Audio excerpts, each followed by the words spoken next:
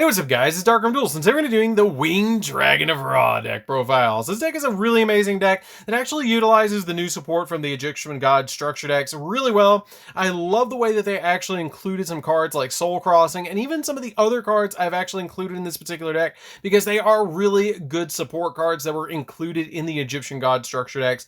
I'm really excited to show you guys this deck, because this deck has gotten a total revamp, and is super consistent. I'm not actually using danger cards in this particular build at all anymore. So this card has totally gotten changed from the previous build. So I am really excited to show you guys this deck. So without further ado, guys, don't forget to like, comment, subscribe, hit the bell on there so you can come part notifications squad, and definitely check out the Patreon in the description below for all those awesome rewards like getting your name description in a single video, getting assigned cards in the mail, and even getting to request a deck profile every single month to your patron along with test hands. So without further ado, let's get straight on into this. So first off, we're going to be playing 3 copies of the Winged Dragon of Ra. So what this card does is it cannot be special summoned, and it requires 3 tributes like all the other 3 of Slifer, Obelisk, and Ra.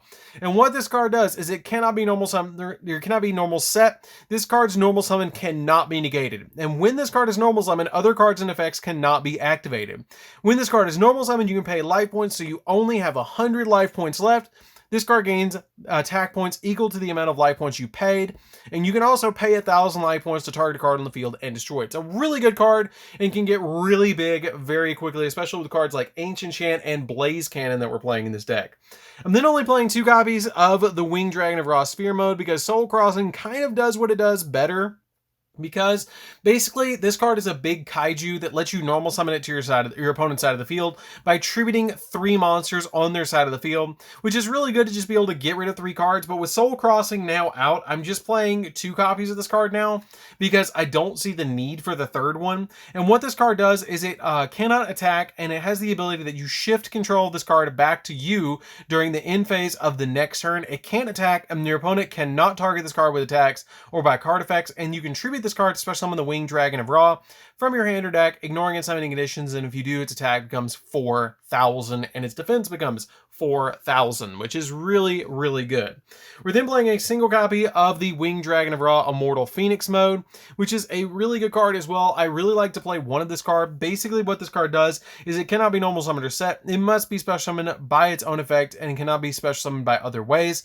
If the Winged Dragon of Ra is sent from the field to your graveyard while this card's in your graveyard, you can special summon this card, and cards and effects cannot be activated in response to this card's activation, and this card is unaffected by other card effects, and then you can pay 1,000 life points to send a monster on the field to the graveyard, to send a monster from the field to the graveyard, and then once per turn during the end phase you send this card to the graveyard, and if you do, special summon the Winged Dragon of Ra Sphere mode from your hand, deck, or graveyard, ignoring its summoning conditions, which is pretty good because you basically go Sphere mode, Ra, Phoenix, and then as Phoenix goes away, you summon your copy of Sphere mode back to your side of the field, so you then climb through back to Immortal Phoenix again.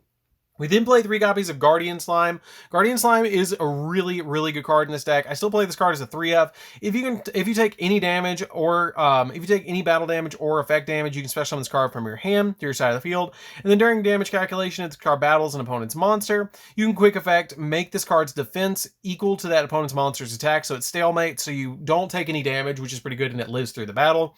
It also has the ability that you can also, if this card is sent from your hand or field to the grave, you can add a spell or trap that specifically lists the Winged Dragon of Ra from your deck to your hand, which is really good to be able to search stuff like Ancient Chant. We then play 3 copies of now super rare Reactor Slime. Reactor Slime is really good in this deck, and has the ability that during the main phase you can activate the effect to be able to special summon 2 slime tokens that are Aqua, level 1, 500 attack, 500 defense, and also you cannot special summon monsters for the rest of the turn except for Divine Beast monsters.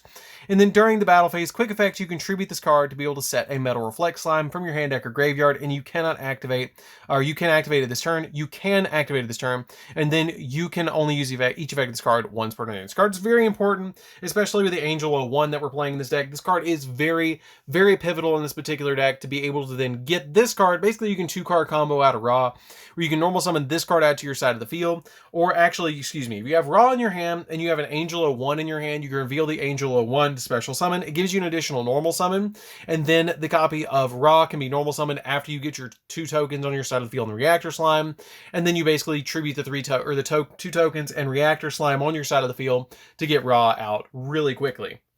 We did play 3 copies of Tellus the Little Angel. Tellus the Little Angel is a really good card from the structure decks, and what this card does is if this card is sent from the monster zone to the graveyard, you can special summon 1 token to your side of the field, and then when you control a Tellus the Wing token, you can manage this card from the graveyard and a spell from your hand to be able to special summon 2 more tokens to your side of the field, and also you cannot special summon monsters for the rest of the turn except from your hand, which is really good because basically it locks you out of the extra deck, which basically makes this card not broken, which is really good to be able to just get you those 3 cards on your side of the field. And if you have Ancient Chant plus this card and any other spell, you basically get Raw on your side of the field really easily because you can link summon this card away for an Ala Mirage to get it in the graveyard, and then it gives you a token. And then after you get the token, you just banish the card from the graveyard to be able to special summon the 2 more tokens to your side of the field, and then you get a Raw with Ancient Chant. We then play 3 copies of Angel 01. Angel 01 is really good in this deck, as previously stated, for the combo that I mentioned. You can reveal this card in your hand and reveal Raw in your hand, or any of the Guardian Slime, the Sphere Mode, or your copy of Immortal Phoenix to special summon this card to your side of the field. And then it gives you an additional tribute summon of a level 7 or higher monster, which is pretty good to just give you an additional normal summon, which is a deck that the problem with this deck was that you couldn't actually normal summon again. And so this card actually helps out a lot with that to get your additional monster on the field, which is going to be Raw. So you basically play this card as a 3-of in the deck. We then play 3 copies of Ash to round out the monsters. The Ash basically just stop your opponent from doing anything against you while you're trying to go off into your plays to OTK them. So that's it for the monsters, guys. Let's get into the spells. So for the spells, we're going to be playing a single copy of Monster Reborn because this card actually is a key combo piece in the deck because you can use it with copies of Millennium Revelations. So this card is very, very important to actually play at least 1 Monster Reborn in the deck. Play a single copy of Foolish Burial. Foolish Burial is basically here just to send your copy of Immortal Phoenix to the graveyard because you never want to draw into that card. And it comes in handy to send certain cards to the graveyard like Raw in certain situations. So this card is still a 1-of to me. Play a single copy of Called by the Grave. Called by the Grave is really good because it lets you target a monster. Basically, it stops hand traps, which is really good. You get to target a monster in your opponent's graveyard and banish it and negate its effects, which is pretty good. Play a single copy of Blaze Cannon. Blaze Cannon is actually the Winged Dragon of Ra's attack, and it actually gives Ra 3 additional abilities, which makes it have basically its anime effects, because you can only activate this card while you control the Winged Dragon of Ra, and it also technically counts as volcanic support because it is always treated as a Blaze Accelerator, which I'm not quite sure why that's here. I guess because it's Blaze Cannon. But what this card does is it's unaffected. It makes Winged Dragon of Ra have 3 effects. It's unaffected by your opponent's card effects, and then when it declares an attack, you contribute any number of other monsters that it did not declare an attack this turn, and it gains attack equal to the tribute of monsters' original attacks until the end of the turn. And after damage calculation, if this card attacks, you can send all monster opponent controls to the graveyard. Really insane effects that it gets on that particular Ra. We then played 2 copies of Millennium Revelations. Millennium Revelations is a very unique card. You get to send a Divine Beast monster in your hand to the graveyard to be able to add a Monster Reborn from your deck or graveyard to your hand. And then you can send this card to the graveyard, and then this turn you can special summon the Winged Dragon of Ra with Monster Reborn, ignoring its summoning conditions. And then during the end phase, after this card's activation, you must send the Winged Dragon of Ra you control to the graveyard that was special summoned by the effect of Monster Reborn. So basically it gives you Winged Dragon of Ra for 1 turn. We then played 3 copies of Ancient Chant. Ancient Chant is really good because it lets you add the Winged Dragon of Ra from your deck to your hand.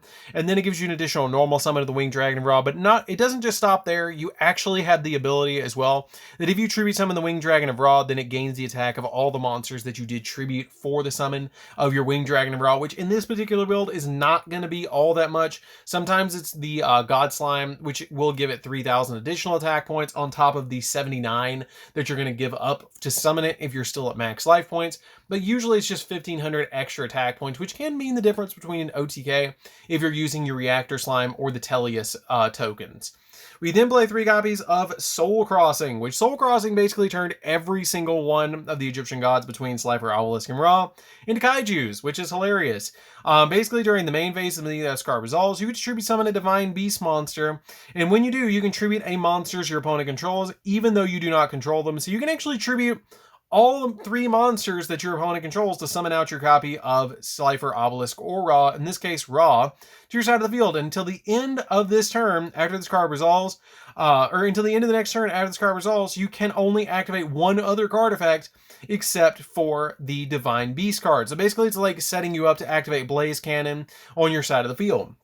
We then played 3 copies of Pot of Extravagance because this deck doesn't super care about the extra deck. There's a couple of cards that you really need to get to, but there's nothing that if you banish it, it's game over.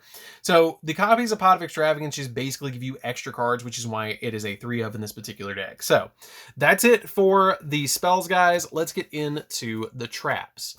So for the traps, we're playing a single copy of Sun God Unification. Sun God Unification is a really good card because if you control a monster whose original name is the Winged Dragon of Ra, you can activate this card the turn it was set, and then during the main phase, you can pay life points, so you only have 100 left. To special summon the Winged Dragon of Ra you control gains the attack of the amount you paid, and even if this card leaves the field, and then once per turn, you contribute the Winged Dragon of Ra, and then you gain life points equal to the amount of that monster had on the field, and you cannot activate both effects in the same chain.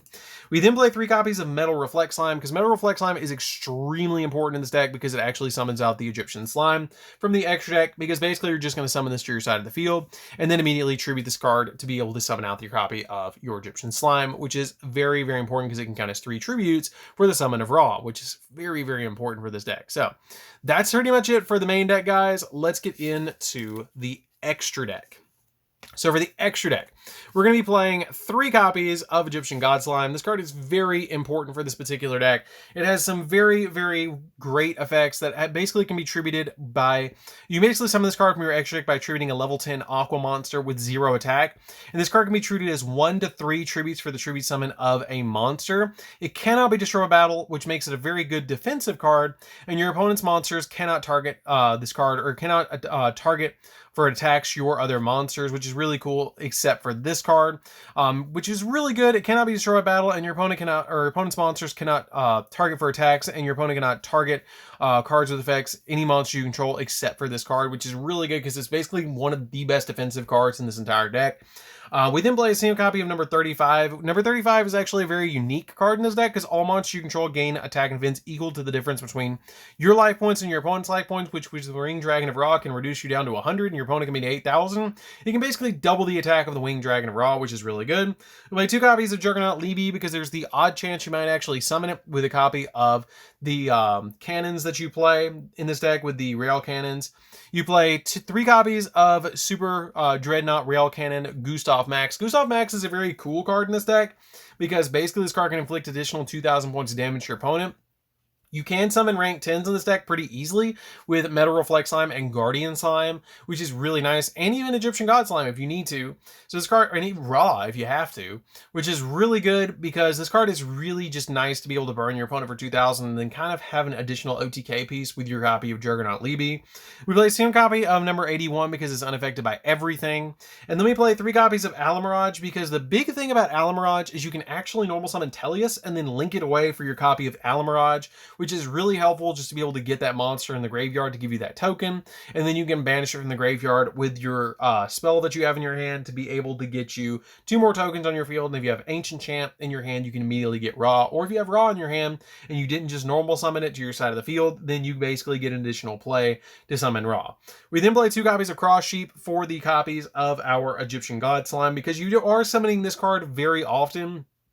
This card actually will revive a level 4 or lower monster from your graveyard, which comes in handy quite often. I really like that effect to just give you that additional play. The other effects don't come up all that often. The XZ one comes up every so often to make all of your opponent's monsters lose 700 attack every so often, but the fusion effect is going to be the one that's going to come up all the time. So it's really a good card. I like it as a 2-of in this deck.